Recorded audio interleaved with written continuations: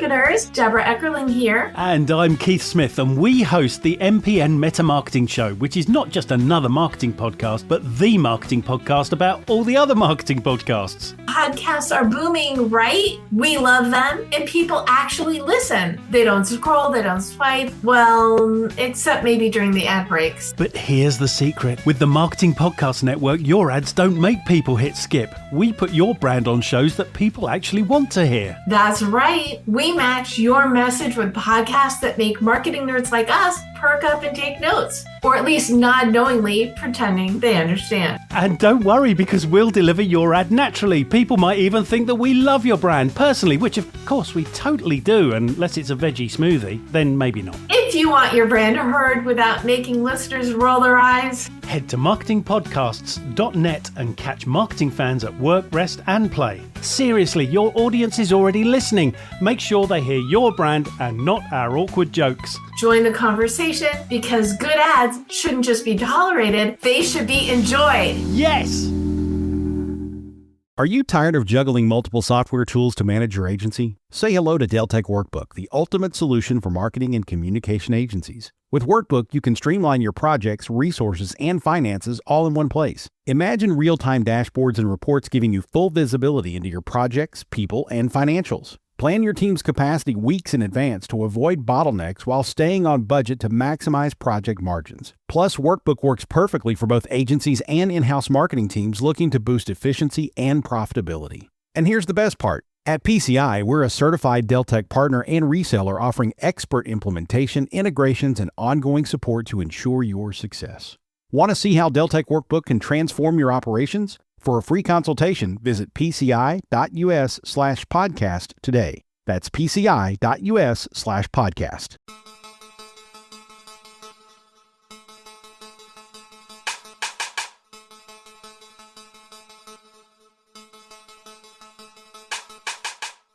Coming up on this episode of the Entrepreneurial You. When I talk about being homeless, I tell people that story because it's a true frame of resilience, meaning that the irony is I'm being published in the Huffington Post, and while I'm being published in the Huffington Post, I'm sleeping across the street from a Starbucks. It's a good buzzword from homeless to Huffington Post. If you're going to be in the content game, you might as well play into what is already working. Hey, it's John Lee Dumas of EO Fire, and it's the Entrepreneurial You, the show for dedicated and passionate Caribbean entrepreneurs seeking daily inspiration, brought to you by author, speaker, and award-winning entrepreneur Heneka Watkis-Porter. You must be prepared to ignite. What do you know? It is another day for the Entrepreneurial You podcast. I'm your host, Heneka Watkis-Porter, and today's guest is the world's #1 edutainer. It's Cauveé, the inspiration engineer. As a TEDx speaker, coach, and creator of the Rise and Sip methodology, Cauveé helps dreamers become doers, brands go viral, and leaders leave a legacy. So if you are ready to amplify your impacts and awaken your inner rock star, and don't we all, this is your episode. Welcome, Cauveé. I'm super grateful to be here, Heneka. Thank you for having me. I'm ready to dive in. Absolutely. So to my peak performers, here's what we're talking about today.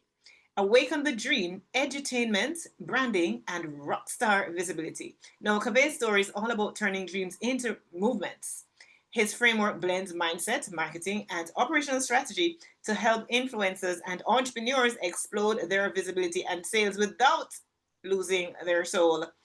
Today, we'll talk about building a legacy brand, the power of edutainment, and why your story is your greatest asset. Of course, that is something that I want to hear, and I know you want to hear. So let's dive right in. But before we do, here's my icebreaker question for you, Cauveé. You're known for edutaining audiences worldwide. What's the most unforgettable moment that you've had on your journey or on stage, wherever? Heneka, that's such a great question and a hard question to answer. I'm sorry. Reason being is when you're going on the journey and you're going after purpose, you're going to change a lot of lives. And it's hard to rank out of all the people that you impact, out of all the people that you touch, which one stands out the most? I'll tell you this. One that propelled me forward was the very first student that I had in 2016.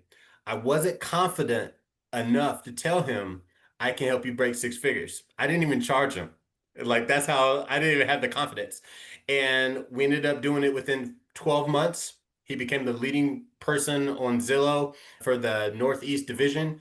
But to be able to have that as a resume, and then now that's the foundation for me as a coach, like my very first student broke six figures in revenue. I would say that was definitely a very important one to give me the know-how or the confidence. Okay, you are a real coach and you know what you're doing. So I would definitely put that in the top five. Awesome. Well, let's get real because I want to let my audience know that you go by Cauveé only. So whereas we're used to having a first and a last name, you only go by one name. What's the story behind that? So the truth is my biological name was a slave name, and I didn't want to be attached to that at all. It's a very common name in the United States of America, and there were multiple reasons why I wanted to detach from that name in addition to it being a slave name. Secondly, when people say Oprah Winfrey, they don't usually say the Winfrey part. They just say Oprah. Nobody says Oprah Winfrey. So I said, all right, she ain't, I mean, respect to Oprah. She's special, but she ain't no special to anybody else. So I was like, all right, I can do the same thing. I'm going to just be Cauveé. I'm going to be one name only. When I filed the company Cauveé, it now has an EIN and an identity. Well, at that time, I was like, I am a walking brand. I am the walking company. So I'm going to just go by the name of the company, and Cauveé it was.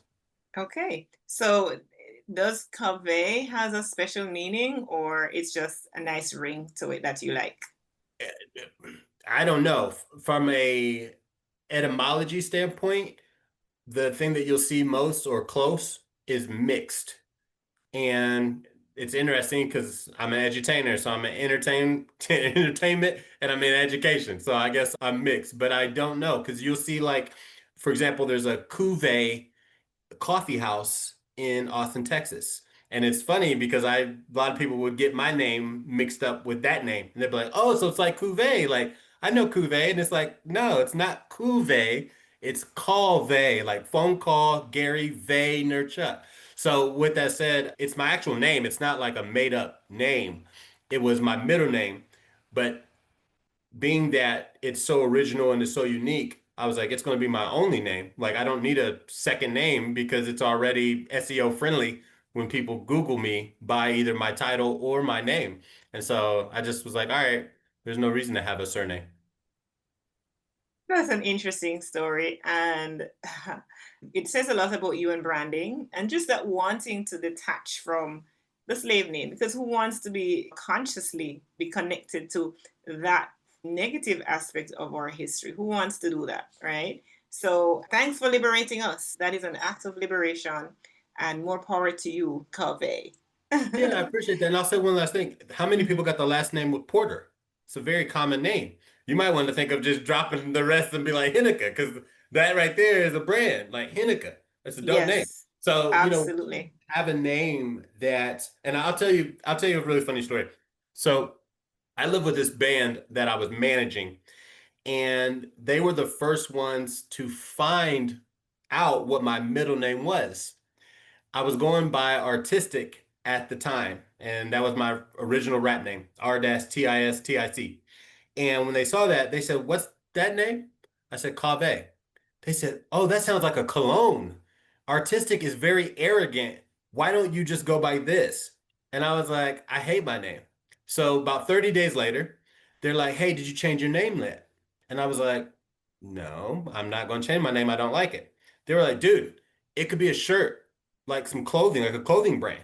You should change it." And I was like, "I appreciate the insight. Not going to change it."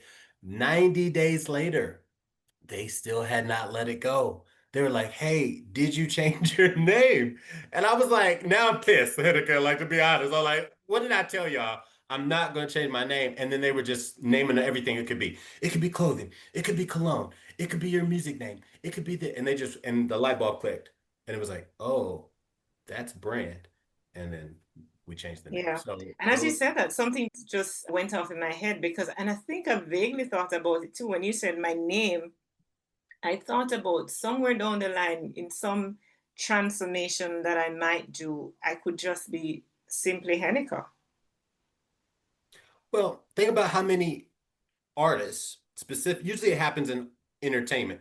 You'll see an artist like Ludacris or somebody like I'm trying to think of some other people that like The Rock, right? Mm-hmm. And then when they go into film, they'll add the Dwayne The Rock Johnson, right? They'll add the other surnames to attach to the brand name. And my thing is why? Because it's more confusing. Nobody's going to remember Dwayne The Rock Johnson, but everybody's going to remember The Rock, right? Or same thing with Ludacris. And there's other artists that do that. I think at the end of the day, what do you want to be your standout authority? And what are people going to remember? And so do you think people are going to remember Heneka Watkis-Porter or are people going to remember Heneka? My opinion, they'll remember Heneka before they'll remember all three of those names. So drop all the confusion and just be like, I'm Heneka. And be like, ooh, it even got, a ring to it. Like I said, it's the same thing. It could be multiple things. So I'm in alignment to building personal brands that do that. I like that. I like that. And with that, you have the RISE and the SIP methodology. Just talk us through that. And I'm sure that's about helping brands to break through the noise. And how do they do that? How do those methodologies do that? Yeah, so I can't take credit for that acronym. That was given to me by a good brother named Jay Lee. Shout out to Jay if you're checking out this interview. But I was sharing with him the things that I do, the things that I'm passionate about. And he came up with it like within 3 seconds. He was like, R, Rockstar branding. He was like, I, increased visibility. S, sales explosion. E, elevated authority. So the SIP part came from things that I was already doing, which is strategy, instruction, and programming. So in like right then and there, we put together the whole acronym. And I don't know if I agree with the gurus out there that everybody needs a methodology. But if you have your own method, it does help you stand out because there's nobody out there telling you that I've got the rise and sit method. However, I don't know that's a necessity. That's not proven. I need to see the data that says that everybody needs their own 3-pillar method or a framework does help, their own framework. That's what they say. I'm listening to people that are even more successful. I'm with them on it. So you're with them on it. So yeah, that's what it stands for, because there's a lot that we do for personal brands and corporate brands. So we wanted to put together an acronym that encompasses everything that we do, and Rise and Sip was it. Yeah. So just break us through. A client comes to you, maybe they're in entertainment, maybe is it just entertainment that you work, entertainers that you work with? No, anybody that's got a brand that they need more authority, they need more visibility, they're ultimately trying to get leads and acquire those leads and like get sales, right? That's really what is the blood of a business. Anyone with the right budget that wants to do that, we would humbly accept. Okay. All right. So let's talk about how you walk through a client walks into your space. How do you walk them through their brand development? Sure. So the first thing we do is a brand audit, which is we look at how are you ranked on SEO. Okay. I tell everybody that they should have a foundation to their personal brand or to the brand, which is a narrative of stories. I know we're going to get into storytelling here in a little bit, but we'll go ahead and touch on this now. You want to become a category king or a category queen for the keywords that you touch on. Okay. For me, inspiration engineering, I own that domain. Nobody else is going to come up for that. Inspiration engineer or inspiration engineering. Okay. The reason why we chose that category, my community did, was I didn't fit in a box. A lot of people are going to fit in a normal traditional box that people understand. I didn't. So I needed to create my own lane. There are benefits and there are cons to doing that. Okay. But let's stick to what I'm sharing here as far as foundationally. Foundationally, as a personal brand or a brand, we are all content creators and we're all playing the content game. So as you become a category king or queen, there's 3 ways to really do it. One is the quantity of content that you put out with those same keywords, which is SEO meta friendly as far as what's happening on the backside, with the spiders attached to show what ranks for those keywords. All right. The second way is you have a unique name, Heneka, Cauveé, right? Inspiration engineer, something unique that stands out, and only you are going to come up for that. And the third way is you got to buy it. Now, I would tell people, if you're only looking for organic strategies, you are going to be playing the long game. It's a very long game if you're only looking for organic opportunities, free opportunities, because everybody wants that. If you want to skip the line, and I use this in air quotes for those of you that are not watching the video, buying your way is going to enable you to do that. Getting access to more eyeballs, getting access to more ears is going to help you scale faster. So after we complete the brand audit, we're going to immediately talk on the front end, what is your budget? Okay. Because budget dictates what we're going to be able to do for you, whether it's an SEO campaign, whether it is a podcast booking campaign, whether you want to get on the top 2% podcasts in the world that everybody knows, names like Brad Lee, Gary Vee, like you want to get on those shows, that's premium. From there, if you want to get on television, that's premium. Get placement in articles like TechCrunch, Variety, Entrepreneur, Forbes, we call these vanity platforms because they are. That doesn't necessarily mean they're going to generate customers, but it's things that you can position and leverage as a brand. Okay. So we're going to look at what are the assets. All of these different things are going to be assets that are attached to your brand. And depending on the goal of the client, we're going to build a strategy based upon what they want to accomplish. So some people, they come to us, they just want more visibility. Some people come to us specifically, they need more leads and they're not getting any leads. So we'll create either AI or different systems to create conversations to generate leads that people are applying to be a part of their program. Other people, they're looking at, we need more authority. So if they need more authority, now we're talking some of those vanity assets that they're going to be able to position and leverage from. So everybody's a little bit different, but it starts with that foundation and understanding what their budget is to what we're going to be able to invest in as far as assets go. Does that make sense? Yeah, absolutely. So we all have personal stories, right? How can we then turn our stories or personal stories into a movement as entrepreneurs? Because sometimes I hear entrepreneurs say, oh, I'm so, that there's nothing special about me. I have nothing that anybody wants to hear, or things like that. How can entrepreneurs turn their personal story into a movement? They're now coming into seeing you, they've gone through the budget and all of that, and they're now ready to turn their personal stories into a movement. How can they do that? Give us some ideas. An exercise where we don't really have a name for it, but it's basically like you get all your stories out that have really impacted you. And what's interesting is when I'm a TED speaker, and you have to condense all these different stories to different segments, meaning that like a artist or speaker, you're going to have a 15-minute set, a 5-minute set, a 30-minute set, and an hour, right?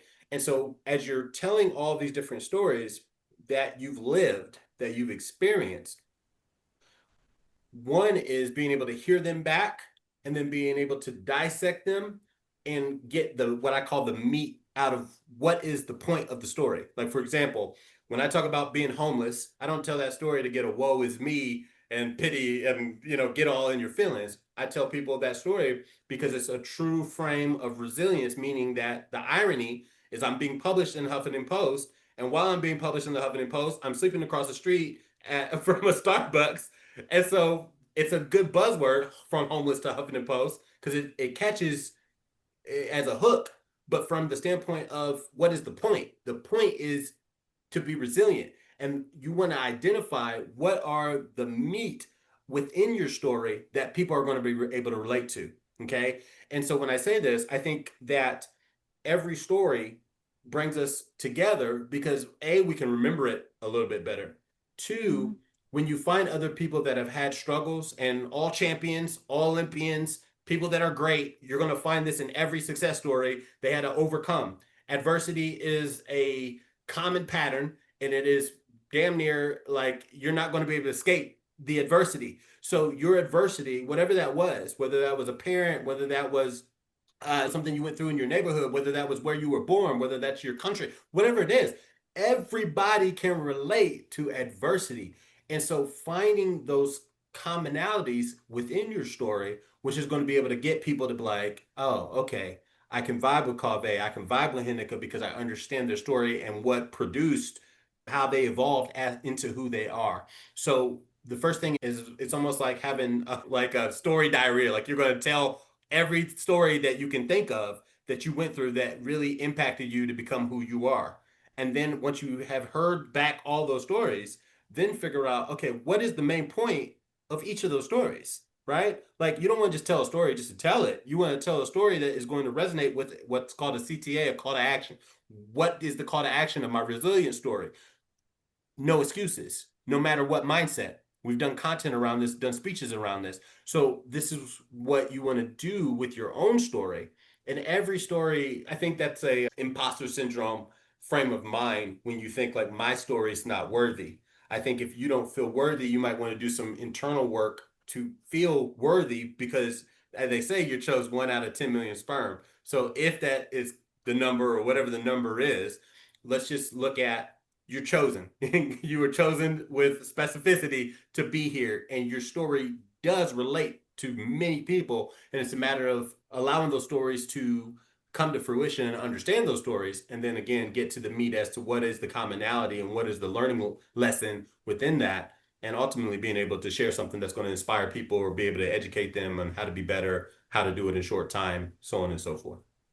So speaking of sharing stories, one of the big things that we hear talked about, and there's a lot of thought leadership on this, is staying authentic. How do you help clients, Cauveé, stay authentic while they're telling their stories, while they're scaling their brands?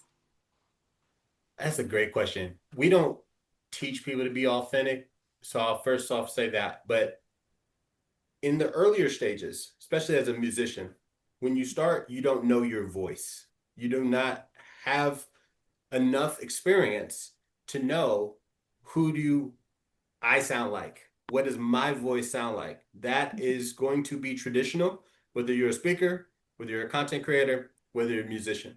And so in the earlier stages, Heneka, normally you are patternizing someone that you admire, right? You're doing certain things that resemble another speaker or another artist or another content creator because you're trying to figure out, A, what does my audience resonate with? And then B, within the things that I talk about, that I perform, that I do, what things do I like? What things do I not like? So within, I would say 3 years, 5 years that you've been creating content, that you've been speaking and podcasting and doing all those things, you're going to start finding, it's almost like someone who sculpts an ice sculpture, right? They're just chipping away at this ice sculpture to get to what it is that they're producing. And I believe that this is us when it comes to finding our voice and when it comes to performance, you're not going to know. So you want to take things that inspire you now and the things that you like in other people. Usually that's a mirror as to your voice and what that's going to sound like. And I think over time, at least from my experience, you'll start to develop the things that are going to be you.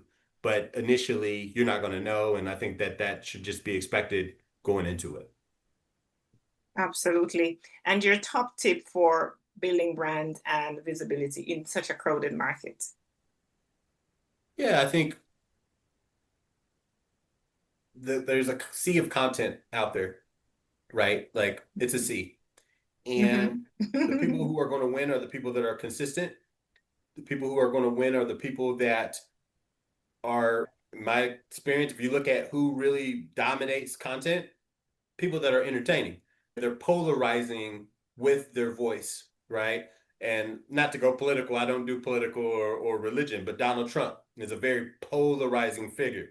Kanye West, formerly Kanye West, very polarizing figure. No matter what your opinion is on these people, they are entertaining, point blank, period. So that tells us that people are absorbing content that then create controversy, right? It's either educational, it's entertaining, it's controversial. Like those are 3 things that I would say majority of the top creators all have. So if you're going to be in the content game, you might as well play into what is already working and what people are already seeing. Like this is the kind of content that they want to absorb, which is why I'm saying edutainment is the wave. If you Google right now, edutainment, it right now means teachers that bring gamification into the classroom. But I think that's inaccurate. I think any entertainment modality that is used to educate is edutainment. So for us, we use motivation music as a way to do that. We teach within our music and our speeches and things of this nature. So going back to what are the assets that you bring to the table, right? What your story is already an asset, okay? What other things in your personality? Maybe you might want to start with looking at your friends. Like, why are your friends your friends? Why do they like being around you? What is it about you that you do that people like, right? And you start dissecting from that, right? And as you're figuring this out, being able to bring it on camera and being able to do it on the fly. And so like, I'll give you a great example that I think will apply with what you're asking me. When I started doing podcast interviews, I was scripting everything. I was writing down all my questions. I was like prepared, doing all this research on the guests and all that. I don't do that no more, right? I look at a guest, I look at usually the guests that we have on are people that I want to learn from. So I already know the things I want to know.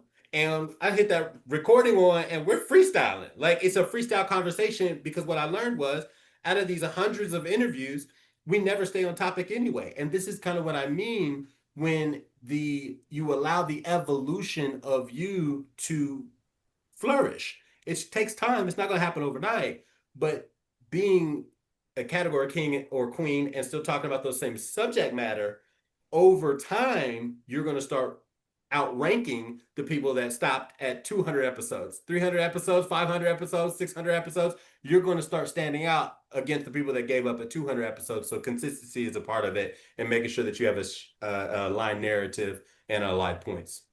Absolutely. And Cauveé, you are episode 430. There we go. You know, doing this for a while. yeah, so what you said, I mean, like I have, for example, I have a flow for my podcast. I hardly use it, but more so I have a TV version of this, and every so often we do a season. Like now I'm filming season 3 and it's going to be aired on TV. And like just a while ago, somebody, I guess, reached out and she was asking me, do you have the questions that you want to ask? I said, listen, I do put some questions together to go on the teleprompter and all of these things, but I can guarantee you 90% of the questions I have, or even more, never get asked because it's from a conversation flow and, you know, things that I'm really excited about as the guest opens up about different aspects of, you know, where we want to go. We have an idea of where we want to go, but we're not married to it, you know? So I like that. Absolutely. And you can't fake it. You know, there's that whole fake it till you make it. You know, pretend it till you win it, but faking it ain't gonna get it done. As you can see, just off the cuff. Now, I think that if there's certain like tools, certain things that you want your guest to be able to share, right? For them to be able to just call it. Like, for example, I was doing an interview a little bit ago, and he was asking about AI tools. We got 200 AI tools. So to ask me for specifically like one, I think that would be better to know that going into it. But we gave some advice. But my point of this is as you become more seasoned, as you become more experienced, you're able to just flow because you know what you know. And there is no going back. Once you know it, like you know it. So I say that saying like, yeah, we've been doing this for so long. Now it gives you the ability to, you're not even practicing at this point. It's just a part of you, if that makes sense. That's pretty interesting because even as I evolve as a podcaster too, that's so right. And as it relates to the brands that we're building, as I evolve as a podcaster, I remember, I can tell you, I used to like my body has some really nervous reaction to coming into a podcast interview. Like I have to prep and like I get on maybe 5 minutes before the conversation and I just, okay, I get right into interview mode, you know, but before, this is just true for everything in life. And even as we're building a brand and finding our voice, we just have to start. And we just, along the way, we grow, we evolve, and we get better. Absolutely. I'll tell you a quick funny story. So I've been performing since I was 12, and I recently was performing in Buenos Aires at a show it was the first time that I was going to play in front of an audience that spoke very little English. Okay. And when you do a show, normally you have basically like you do with podcasts or whatever, you're going to show up, you're going to test the lights, you're going to test the sound, you're going to test everything and make sure everything is good. I've gone to 8 events by the same company. They had no issues, no audio issues whatsoever. I am the only artist out of 8 that show up for rehearsal. Okay. The artist he's one of the promoters. He was debuting his music video the same day that I was performing. Now, this person has heard me freestyle and do all these things with the audience and get an audience like at their event. So he knows that, okay, Cauveé, he's pretty good. No arrogance to that. So long story short, when I go up, I walk through how I was going to come out, everything during prep, everything is good. Don't you know, once I get up to the mic, my mic wasn't working. Nothing was working in Oh my my set. They gosh. tried to sabotage my show, but I'm 20 years experienced. Like, okay, I don't need a mic. Like, as you've heard in entertainment, the show must go on. So I just walk away from the mic, walk into the crowd and start performing and doing my thing. And when I did this, you could tell that they were like, okay, like this is filmed, give him a mic. Like he's gonna go regardless. And I think this just comes over time where same thing on the resilient side. You've gone through so much adversity, so much pain, so many experiences that just nothing wears on you like it used to in the earlier days because you are seasoned and you only get experience by getting experience. Like there is no other way. And I think that's all things. So as you become more experienced, you will find your voice, and when somebody tries to sabotage your opportunity, they're not going to get that opportunity because you're going to know how to work around it. Community connection segment. And you know, we have been sharing my peak performers, and we've been sharing over the last couple of weeks about 2 major events that we're hosting. Number 1, it is Leadercast, and Leadercast is back after a little hiatus. We break because of COVID, but we're back. And so Leadercast is even more impactful this time around because it supports our social enterprise, Grace to Grow, where we mentor women over a 3-month period and they pay nothing. So events like these, Leadercast, will be a fundraiser to support the dream and the work of Grace to Grow.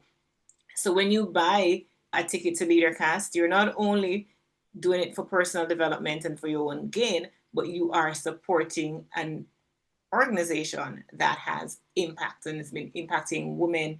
We have volunteers and advisors and participants from all over the world, and we are growing. So come on and support what it is that we're doing. Go to spurropen.com/leadercast and you'll be able to get your ticket. That's SPURR open.com/leadercast. And then there is event number 2, which is the very first cruise, LeadHerShip Cruise that I'm hosting. It's called LeadHerShip. And that is happening in November. So October is a Leadercast conference. And in November, we are doing LeadHerShip. Come on board for your personal development, but also where you get to let your hair down, have some fun, take some time off November 3 to 7. And we're leaving from Fort Lauderdale going to the Bahamas. So if you want to be a part of this event, message me at heneka@henekawatkis-porter.com or via WhatsApp at 876-849-2571. All right, that's our community connection segment. And I am back with Cauveé now to wrap on the topic, Awaken the Dream, Edutainment, Branding, and Rockstar Visibility. Just bring that topic home for us, Cauveé, and share with our listeners how they might get in touch with you to further connect. Yeah, sure. So I think that we as leaders have to have purpose over profits, right?